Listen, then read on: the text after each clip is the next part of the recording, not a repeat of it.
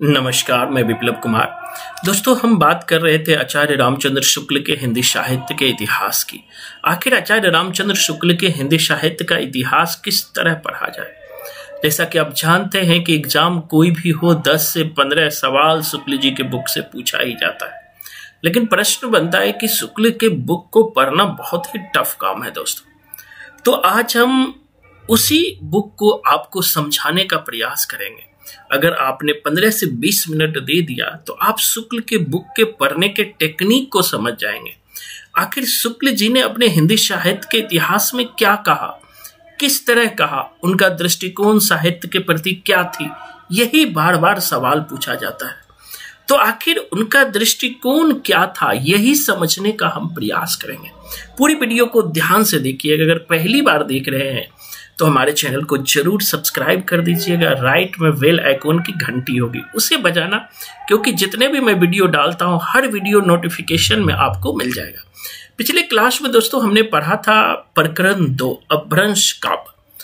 शुक्ल जी ने यह माना था कि जो बोलचाल, जब प्राकृत बोलचाल की भाषा नहीं रह गई, तभी से जो है अपभ्रंश साहित्य का आविर्भाव हुआ। शुक्ल जी ने यह बात भी कहा कि गाथा या गाहा कहने से जैसे प्राकृत का बोध होता है, वैसे ही दूहा या दोहा कहने से अपभ्रंश का बोध होता है। इस सब को हमने बताया था। साथ ही उन्होंने अपने साहित्य में कहा कि जब तक भाषा बोलचाल में थी तब तक वह देश भाषा कहलाती रही, और जब वही साहित्य की भाषा हो गई तो उसके लिए अपभ्रंश टर्म का प्रयोग होने लगा। आगे हमने पढ़ा था कि भरत मुनि ने अपभ्रंश नाम न देकर उसे देश भाषा ही कहा था। यद्यपि भररुचि जो प्राकृत के बहुत बड़े विद्वान हैं, उन्होंने अपभ्रंश का कोई उल्लेख नहीं किया। शुक्ल जी ने यह बात बताई थी, पिछले क्लास में ही हमने बताया था कि धर्षण द्वितीय के शिलालेख में पहली बार जो है अपभ्रंश की चर्चा मिलती है। इस सब की चर्चा हमने किया है। जो पहली बार इस वीडियो को देख रहा हो, इससे पहले का वीडियो आप जरूर YouTube पर देख लीजिएगा, जिससे कि समझने में आपको आसानी होगी। आज जो हम पढ़ने वाले हैं दोस्तों, शुक्ल के आगे के सेक्शन को पढ़ने वाले हैं, और बिल्कुल आराम से समझिएगा शुक्ल जी किस तरह साहित्य के बारे में क्या बताता है। अगर आपने समझ गए तो आपका 40 से 50% काम हो जाएगा। आगे शुक्ल जी कहते हैं दोस्तों कि सम्मत, देखो शुक्ल जी का संपूर्ण हिंदी साहित्य का इतिहास सम्मत में लिखा है, और अगर सम्मत को ईस्वी सन में बदलना हो तो उसमें -57 करना होता है। जैसे कहते हैं कि सम्मत 990 में देवसेन नामक एक जैन ग्रंथकार हुए हैं।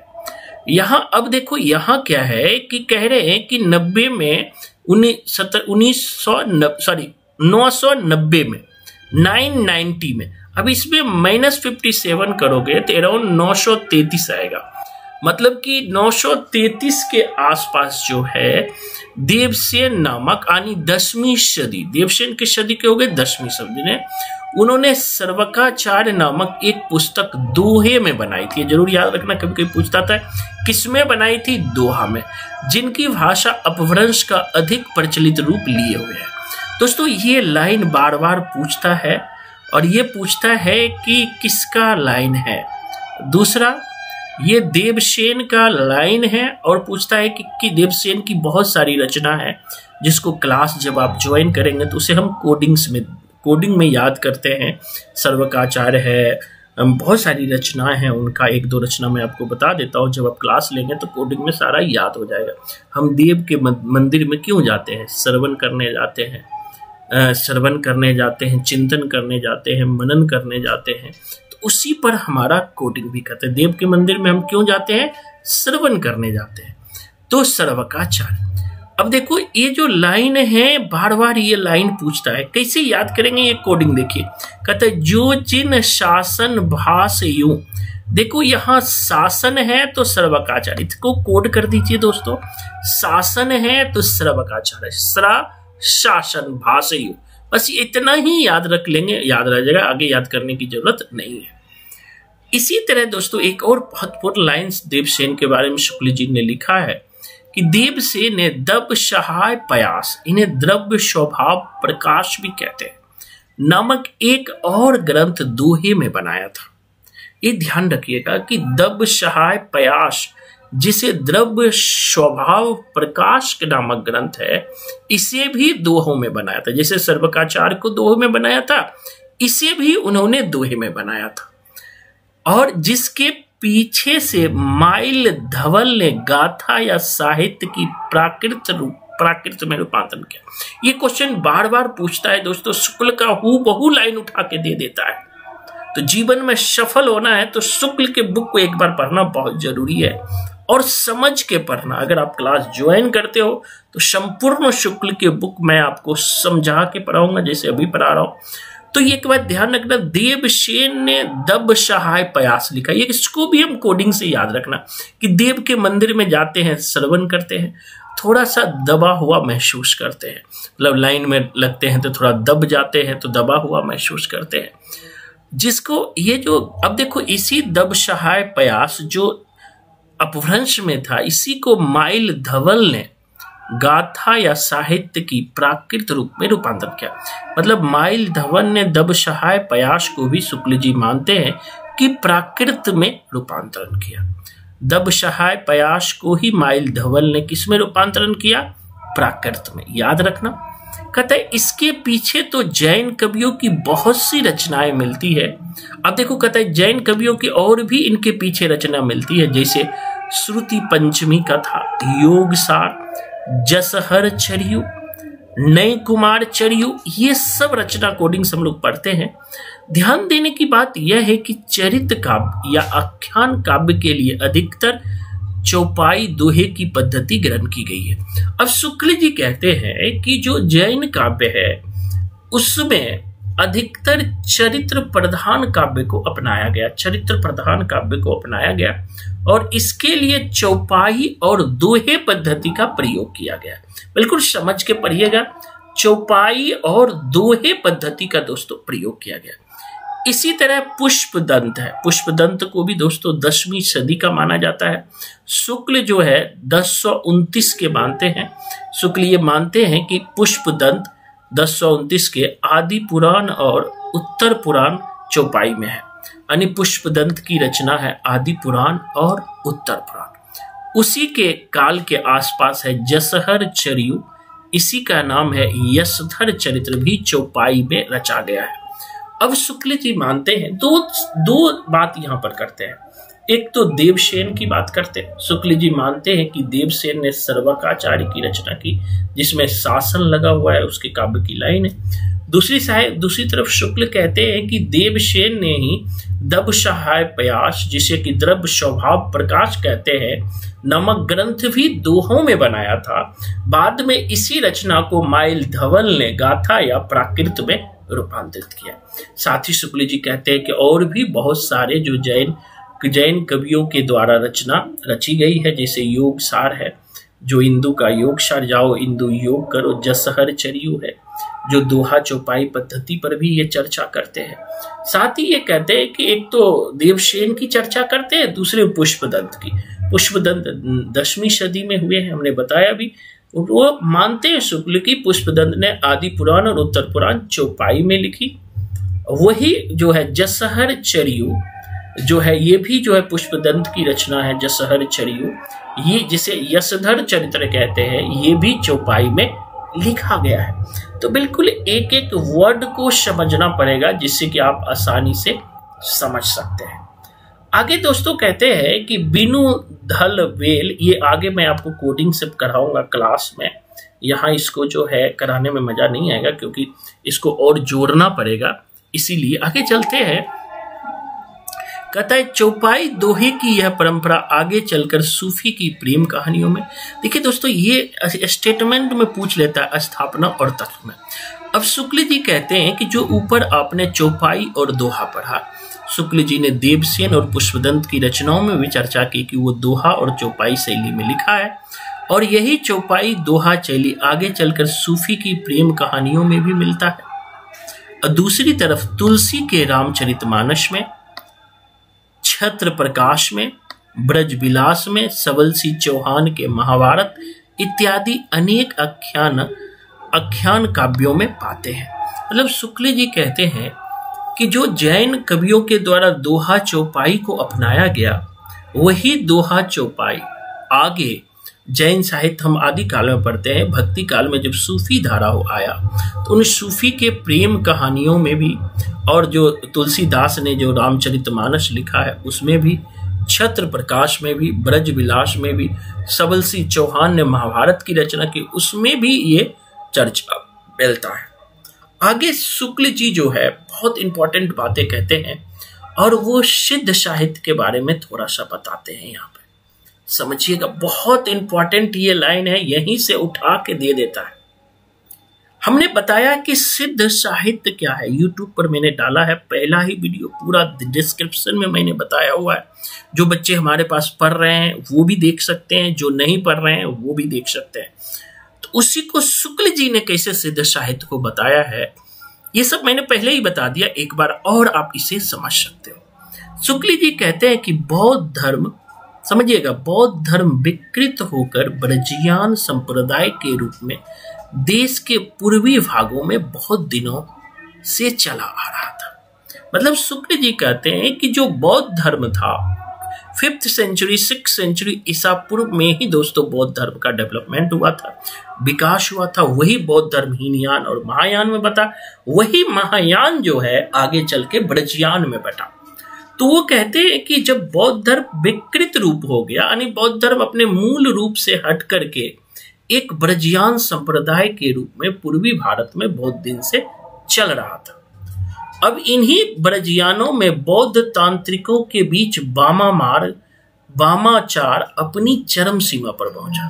कि वो शुक्ल जी कहते हैं कि ये जो बौद्ध थे इनमें जो तांत्रिकों की पद्धति का विकास हुआ, वाम मार्ग का विकास हुआ।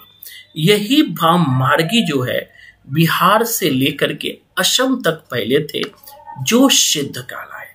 मतलब शुक्ल जी कहना ये चाह रहे हैं कि बौद्ध ही विकृत होकर ब्रजयान के रूप में सामने आया और देश के पूर्वी भारत तक में बहुत दिनों से ये चल रहा था। यही ब्रजयानी जो है तंत्र मंत्र की विद्या में महारत हासिल करने लगे और यही बिहार से लेकर असम तक फैल गए। शुक्ल जी मानते हैं इन्हीं में 84 सिद्ध हुए हैं, जिनका परंपरागत स्मरण जनता को अब तक है। कहता है इन तांत्रिक योगियों को लोग अलौकिक शक्ति संपन्न मानते थे। शुक्ल जी कहते थे कि ये जो ब्रजयानी तांत्रिक है इसे लोग अलौकिक शक्ति से संपन्न मानते थे। ये अपनी सिद्धियों और विभूतियों के लिए प्रसिद्ध थे। ये जो सिद्ध थे ये अलौकिक शक्ति संपन्न तो थे ही, जिसे लोग मानते थे, साथ ही इनमें भिन्न भिन्न प्रकार की सिद्धियां भी थी। जैसा कि राजशेखर ने कपूर मंजरी में भैरवानंद के नाम से एक सिद्धियों और विभूतियों ऐसे नाम से एक ऐसे ही सिद्ध योगी का समावेश किया। जो राजशेखर हुए हैं, बहुत बाद में राजशेखर हुए, जिन्होंने कपूर मंजरी की रचना की। आपसे में पूछ भी लेता है कि कपूर मंजरी किसकी रचना है, तो राजशेखर ने जो कपूर मंजरी की रचना की उसमें एक भैरवानंद की चर्चा की कि जो एक सिद्ध योगी थे। इस प्रकार जनता पर इन सिद्ध योगियों का प्रभाव 10वीं सदी से ही देखा जाता है। शुक्ल जी कहते हैं कि ये जो सिद्ध योगी थे जो अपना प्रभाव तंत्र मंत्र के द्वारा आम जनता पर दिखाते रहते थे, अपनी अलौकिक शक्ति अपनी चमत्कार का प्रयोग जनता पर दिखाते थे, इसका प्रभाव जो है जनता पर 10वीं विक्रम की 10वीं सदी से ही देखने को मिलता है। आगे शुक्ल जी क्या कहते हैं समझिएगा पूरा। कहते हैं कि जो मुसलमानों के आने पर पठानों के समय तक कुछ न कुछ बना रहा। शुक्ल जी कहते हैं कि ये जो प्रभाव है ना मुसलमानों के आने तक, और पठानों मुसलमानों में ही आए हुए थे पठान, वहां तक बना रहा। आगे शुक्ल जी कहते बिहार के नालंदा और विक्रमशिला नामक प्रसिद्ध विद्यापीठ इनके अड्डे थे। शुक्ल जी ये भी बताते हैं कि आखिर सिद्धों का अड्डा कौन था, सिद्धों का जगह कौन था। तो शुक्ल जी मानते हैं कि जो बिहार के जो नालंदा विश्वविद्यालय, आपको कमेंट करके बताना है कि नालंदा विश्वविद्यालय की स्थापना किसने की। इसी तरह बिहार में ही जो है भागलपुर में विक्रमशिला विश्वविद्यालय थे, इसकी स्थापना किसने की। शुक्ल जी कहते हैं कि जो नालंदा विश्वविद्यालय, जीके में भी ये सवाल पूछता है कि नालंदा विश्वविद्यालय और विक्रमशिला विश्वविद्यालय की स्थापना किसने की। अगर वीडियो आप देख रहे हो तो जरूर एक बार कमेंट करना, फिर मैं बताऊंगा अगर आप सही नहीं बता पाए तो वो शुक्ल जी ये मानते हैं कि जो नालंदा विश्वविद्यालय और विक्रमशिला विश्वविद्यालय थे वो बौद्धों के अड्डे थे, यहीं पर बौद्ध रहते थे। आगे शुक्ल ये भी लिखते हैं कि बख्तियार खिलजी ने इन दोनों स्थानों को जब उजाड़ा तब ये तितर बितर हो गए और भारत से वोट आदि अन्य देश चले गए। बख्तियार खिलजी लगभग 12वीं सदी में, दोस्तों बख्तियार खिलजी की चर्चा मैं करूं चूंकि मैं इतिहास का स्टूडेंट रहा हूं, इतिहास हिंदी में तो मेरा जीआरएफ है ही, इतिहास में भी है, बुद्धिज्म में भी है। तो उस समय जब मैं इतिहास में जीआरएफ कर रहा था तो उस समय भी हमने पढ़ा था कि बख्तियार खिलजी जो थे मोहम्मद गौरी के दास थे। जैसे कुतुबुद्दीन ऐबक मोहम्मद गौरी के दास थे, वैसे ही बख्तियार खिलजी भी जो थे कुतुबुद्दीन मोहम्मद गौरी के दास थे। तो जो कुतुबुद्दीन ऐबक को तो दिल्ली का राज मिल गया था, लेकिन बख्तियार खिलजी को जो है वह नॉर्थ वेस्ट का एरिया दिया था राज करने के लिए, जो काफी उजाड़ था। तो बख्तियार खिलजी बड़े दुखी था, उन्हें लगता था कि हमें जो है मोहम्मद गौरी अच्छा एरिया नहीं दिया है। तो अब बख्तियार खिलजी चाहता है क्यों ना, जब इस मोहम्मद गौरी मर जाता है तो बख्तियार खिलजी चाहता है कि क्यों ना हम जो है बंगाल को जीत लें और बंगाल चूंकि समृद्ध एरिया है वहां पर हम राज करें। इसी बंगाल को जीतने के उद्देश्य बख्तियार खिलजी जब आक्रमण करता है तो रास्ते में जब आप दिल्ली से बंगाल की तरफ जाएंगे तो रास्ते में ही बिहार पड़ता है, बिहार को टपने के बाद ही बंगाल जाएंगे। तो बिहार में नालंदा और विक्रमशिला विश्वविद्यालय था। शुक्ल जी मानते हैं कि ये जो सिद्धों का केंद्र था, ब्रजयानी सिद्धों का केंद्र था, उसी पर हमला करके ये भी कहा जाता है कि बख्तियार खिलजी ने जो है विक्रमशिला विश्वविद्यालय को जला दिया था और उनकी पाली भाषा की जो एक समृद्ध लाइब्रेरी थी उन्हें भी जला दिया था, जिसके कारण भारत में बौद्ध धर्म से संबंधित मूल टेक्स्ट रहा ही नहीं, वो मूल टेक्स्ट ही खत्म हो गया। तो आधुनिक दौर में जब आप राहुल संकृत्यायन को पढ़ते हो, हिंदी में भी पढ़ते हो, बुद्धिज्म वाले भी पढ़ते हैं, तो राहुल संकृत्यायन ने बौद्ध के मूल टेक्स्ट को तिब्बत जाकर के, बर्मा जाके, श्रीलंका जाकर के, म्यांमार जाकर के वहां से बौद्ध टेक्स्ट को पुनः अनुवाद करके भारत लाने का कार्य किया। एक बहुत इंपॉर्टेंट बातें राहुल संकृत्यायन ने किया है, इसकी चर्चा हम क्लास के दौरान भी करते हैं।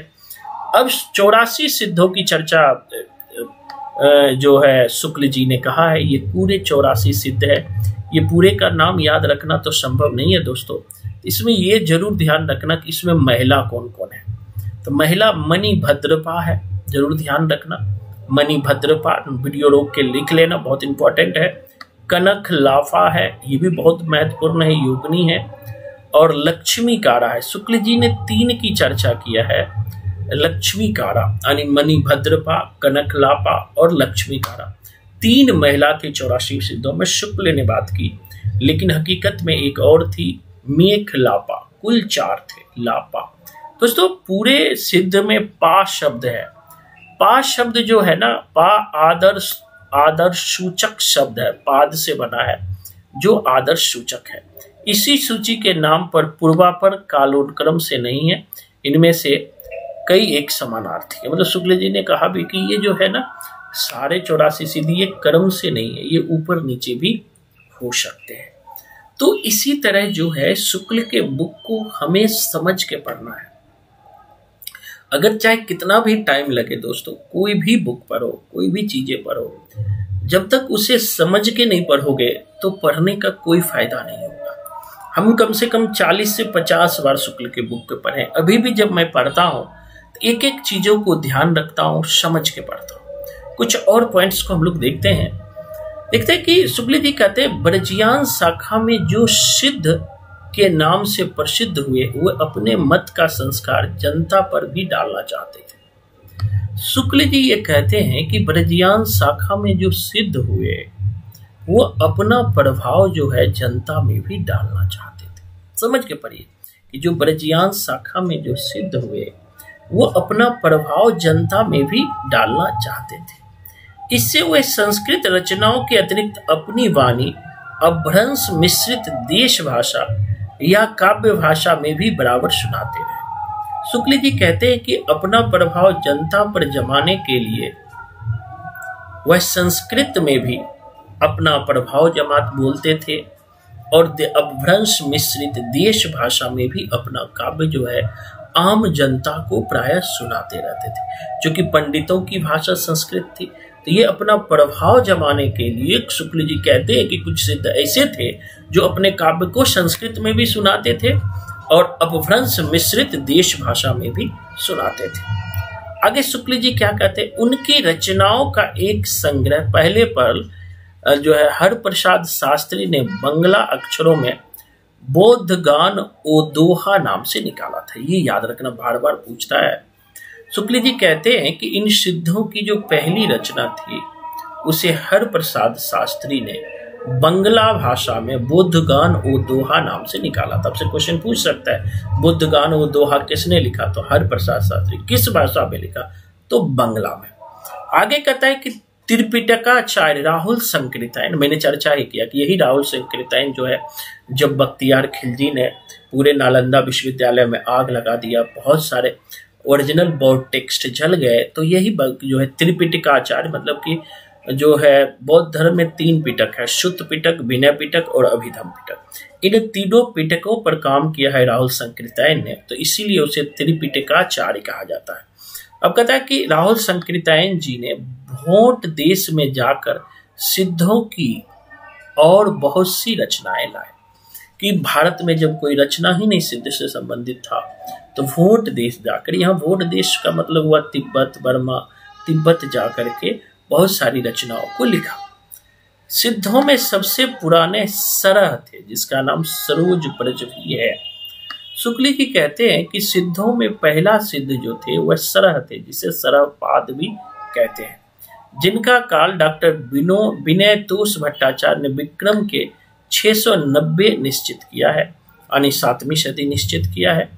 उनकी रचना काल ये है। अब देखो कि अब जो है सरहप्पा के कहे जाते हैं, जो सिद्धों में सबसे पहले जो थे, शुक्ल सरहप्पा की चर्चा करते हैं और वो कहते हैं कि सरहप्पा बहुत फेमस है और इसकी एक लाइन बड़ी फेमस है दोस्तों, पंडित सअल सत बखानहि देहि बुद्ध बसंत न जाने। सरहप्पा कहते हैं कि पंडित लोग बड़े ही सत्य का बखान करते हैं, लेकिन उसे पता नहीं है कि जो देहि बुद्ध रुद्ध बसंत न जाने। लेकिन इन पंडितों को ये नहीं पता है जो ईश्वर है, जो गॉड है, जो ब्रह्म है, वो बाह्य आडंबरों में नहीं है, वो बाहर नहीं है, बल्कि हमारे अंदर है। तो जो सिद्ध साहित्य हुए हैं, मैं बार बार इन चीजों की चर्चा करता हूँ और समझना भी जरूरी है। जब तक साहित्य को नहीं समझेंगे, सवाल आपसे बिल्कुल नहीं बनेगा। सिद्ध साहित्य तांत्रिक क्रियाओं के द्वारा सिद्धि प्राप्त करने की बात करते हैं। सिद्ध साहित्यकार यह मानते हैं कि जो ब्रह्म है वो हमारे शरीर के अंदर ही है, लेकिन उस ब्रह्म को जानेंगे कैसे? तो सिद्ध साहित्यकार मानते हैं, ब्रजयानी मानते हैं कि जब आप गुरु की कृपा से ही हम जो है इन तंत्र मंत्र यान को जान सकते हैं और गुरु ही तांत्रिक साधना के द्वारा ईश्वर प्राप्ति का मार्ग बताएगा। जो ईश्वर हमारे अंदर ही है, ईश्वर कहीं बाहर नहीं है। तो दोस्तों, एक पेज को आज हमने समझाने का प्रयास किया है। मुझे बिल्कुल उम्मीद है कि आपको समझ आया होगा। एक साथ मैं बड़ा वीडियो बना सकता हूँ, लेकिन नहीं बनाता हूँ क्योंकि बच्चे बहुत कम देखते हैं, क्योंकि हो सकता है बच्चों को समझ नहीं आता हो या इंटरेस्ट नहीं आता हो। तो छोटा सा वीडियो बनाएंगे, आगे फिर हम तीसरे क्लास में शुक्ल के बुक पर और चर्चा करेंगे। जैसा कि हमने कहा है, आप अधिक से अधिक अपने दोस्तों को शेयर करें वीडियो। आप तो समझते ही हैं, मेरा मानना है कि ये काम हम अकेले नहीं कर सकते हैं।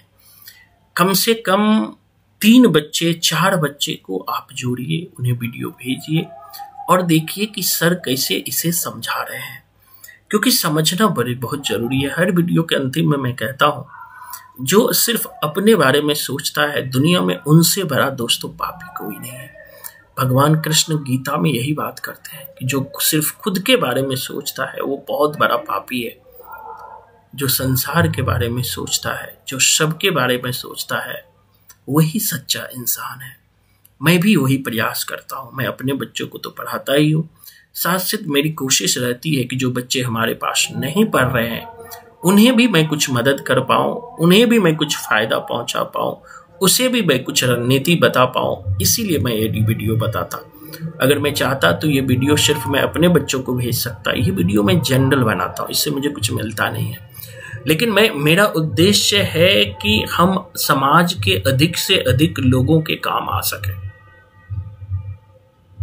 तो ये दायित्व सिर्फ हम अकेले पूरा नहीं कर सकते हैं, या कोई अकेले टीचर पूरा नहीं कर सकता। उसके लिए एक फौज की जरूरत होती है। आप सब हो, आप सब जो कोचिंग में पढ़ रहे हो वो भी, जो नहीं पढ़ रहे हो वो भी, जितने भी बच्चे हमसे 5-6 हजार बच्चे जुड़े हुए हैं, सब बच्चे कहीं ना कहीं मुझे जानते हैं, किसी न किसी उम्मीद से मेरे चैनल को सब्सक्राइब किए हैं। तो आप सबकी जिम्मेदारी भी है कि इस वीडियो को अलग अलग ग्रुप में अलग अलग दोस्तों को भेजें, जिससे कि वो भी देख करके कुछ सीख सकें, उसे भी मदद हो सके। मैं ये नहीं कहता हूं कि आप किसी को पैसे से मदद करें, लेकिन आप ज्ञान से जरूर मदद करें। अच्छे चीजों को आप जरूर बताएं, एक बार जरूर बताएं कि हमारे सर किस तरह पढ़ाते हैं। एक एक चीज को हम संपूर्ण साहित्य को कोडिंग में पढ़ाते हैं, बिल्कुल इजी बताते हैं। अगर मैं रियल कहता हूं, अगर 5वीं क्लास के बच्चे अगर डेली मेरा क्लास ले तो वो संपूर्ण साहित्य के विद्वान 6 महीने में हो जाएगा। तो फिर आप क्यों नहीं? दोस्तों, जीवन में सफलता बहुत जरूरी है, और सफलता के लिए हार्ड मेहनत और अच्छे गुरु का साथ होना बहुत जरूरी है। जिसके जीवन में अच्छे गुरु हैं वो कभी असफल नहीं होते हैं। तो आज के लिए इतना ही। धन्यवाद। जय हिंद, जय भारत।